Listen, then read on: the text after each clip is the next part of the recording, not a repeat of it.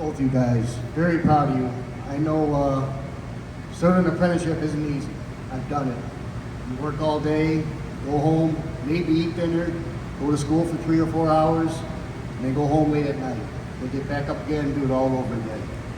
But it is worth it, guys. It is worth it. It's an accomplishment. Something else I want to say too is our program is only as good as the people here. The ones that bring you two along and build you up and help you and show extreme patience to you. I thank all of you for that very much. You guys are the apprenticeship program. Thank you.